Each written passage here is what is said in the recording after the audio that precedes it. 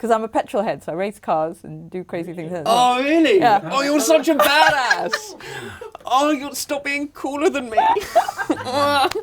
This is Gina Miller, and I am Jazza. Hello, internet. Gina is a phenomenal human being. She is the lady that you may have heard of in the news a few months ago who made sure that Parliament had a say in the triggering of Article 50, starting the process of us leaving the European Union and making sure that democracy was played, rather than Theresa May just going, oh yes, I'm going to leave now, toodaloo. Making sure that we actually, you know, had some old democracy in the whole process. She's lovely and great. No Prime Minister, no government can expect to be unanswerable or unchallenged. Parliament alone is sovereign. This ruling today means that MPs we have elected will rightfully have the opportunity to bring their invaluable experience and expertise to bear in helping the government select the best course in the forthcoming Brexit negotiations. Negotiations that will frame our place in the world and all our destinies to come. Gina is heading up a campaign called Best for Britain, which is aiming to support candidates that are going to hold the government to account and not just give them carte blanche, not just in Brexit, but in all of the policies that we're going to end up having to deal with in the next 5 years. On that note, it's really important that you register to bloomin' vote if you haven't yet, and if you're unsure as to whether you're registered to vote, make sure that you are registered. The deadline is the 22nd of May. It's really soon. But I got to sit down with Gina, have a chin wag, have a bit of an existential crisis, and she really inspired me. Give this video a like, share it around, hopefully it will help somebody else out. On we go. Hey Gina. Hey. Thanks so much for talking to me. I think you're bloody brilliant. And thank you very, very much for being a voice. I know you're not a politician, but being a voice in this whole shitstorm of a process that I have been able to identify with, because it's been really important for me, and I know that it's been really important for a load of people who felt really voiceless, especially as... I'm just being me. No, totally. And please, for the love of God, keep doing that. Like, I personally, at least, have really, really needed it, especially in the past couple of years where I've always been raised to be, like, into politics. And especially in the last couple of elections that we've had, I've had an awful lot of skin in the game, and I've lost an awful lot of that skin. And it's gotten to the point now where I'm like... I'm actually kind of embarrassed to be British right now, because I am one of those globalised, metropolitan, educated elite bugger, whatever, Ramona. I have been struggling to find stuff that I can kind of like still have the same pride of being British as we had when we watched the opening ceremony of the Olympics in 2012. It's right? interesting you mentioned that, because that's the thing I keep going back to, and I've had thousands, it's not just you, you're not alone. There are thousands and thousands of people who've got in contact with me through social media or letters. They've actually put letters, emails, and feeling exactly the same as you, saying, we thought we lived in a different country. We thought we lived in a place which everyone loved everybody, and we were really fair, and nobody was threatened or felt that they lived in fear. There's something that's happened, like this fear that has descended on everyone, because they're frightened to speak out, they're frightened to be different, they're frightened to ask questions. And that's so dangerous, not for the people who are just feeling it, but it puts our whole society, we're all stressed, basically. The whole of Britain is stressed and feeling sort of a sense of depression. And I've heard people over and over again say this term, Pandora's box. It's been open, Pandora's box, there's all this negative. Actually, remember, the bottom of the box was hope. And the hope is when we all come together and we're positive and we know that we can change things. Because it's simple things like, if you just do one thing and other people copy you and there is copying and copying, that whole multiplying rice, grain effect is extraordinary. So we need to all stand up and just reclaim Britain, reclaim the country we believe in and we're proud of, and that is it's a fantastic global brand. We just need to get out there and make sure that the ones who are trying to tarnish it don't win. How do we juxtapose ourselves with, like, for example, a Prime Minister that seems to be really intent on making mainland Europe some of our closest allies in history seem like the bad guys who are trying to interfere in our elections and all of that kind of stuff. The tone of all of this is so disgraceful. Because, I was talking to someone in the EU and they said, we actually want to be fair and help you, but you're self-harming, which is an interesting phrase. They said, we're watching the UK self-harm.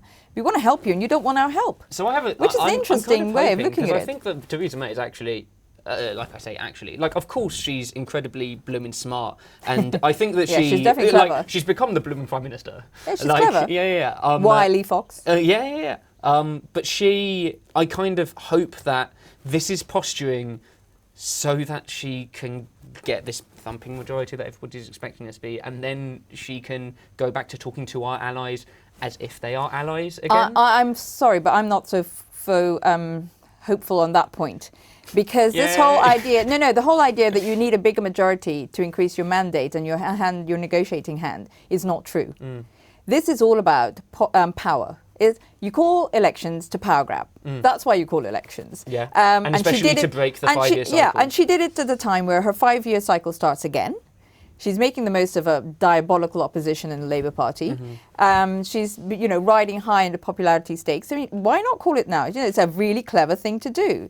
But the dangerous side of that is she does walk away with this massive majority, which means that she and her majority can do whatever they want. So we need to make sure that doesn't happen. But I do not for 1 second believe it was because she was doing what's best for Britain and increasing her negotiating hand. The EU have said so themselves. It had nothing to do with it. In terms of you being apparently, so I prefer Bromaniac to Bromona. Bromaniac, I haven't heard that one. Yeah, somebody suggested it to me on the podcast that I won, and I have just kind of grabbed it and ran with it. Yeah, I think it's brilliant. But as our chief Bromaniac, what do you think of when you kind of remember what you're fighting for and what it is that is continuing to make you go out there in face of all of the abuse that you get online, in face of all of the pushback that you get in mainstream media and grown-up men who should know better, frankly? What is it that's keeping you going? Well, every part of my life has changed, and I have security all the time now and those sorts of things. And I sent an email to a girlfriend of mine in LA, and I sort of said I was thinking about this new campaign, and what should I do? And she sent me back in block capitals and bold, for goodness sake, step up to your power, which is a real LA term, isn't it? So I sent back an email. I don't understand what that means. Because I'm supposed to embrace this and carry on doing what I'm doing. Yeah. And I sent back tiny little email in sort of font 9. Okay. But it's because I hate bullies. And I think that's where we're ending up in. We're ending up in a political system where power will rest in the hands of very few people, the Prime Minister and an executive who's going to start issuing executive orders about the environment, about our working practices, about our education. And, so somebody's got to fight. And the people I'm really angry with is the Labour Party. And I'm a Labour Party supporter, so I'm saying it from a point of being a member of their club, is that when there's no opposition, we don't have a proper functioning country. So somebody's got to stand up, and at that point, it's got to be people. It's got to be ordinary people from walks of life, and I'm in a place where I can do that. Do you want to see more Gina Millers?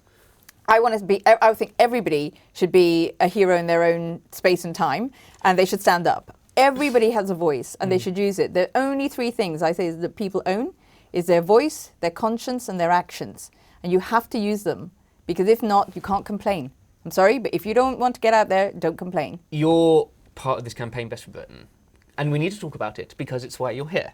But can you tell me how you're trying to make sure that as many people are getting informed in this election as possible? So the bestforbritain.org has got 3 main strands. One is to try and get young people to understand that Brexit is going to be the biggest thing that's going to affect their lives for the rest of their adult careers.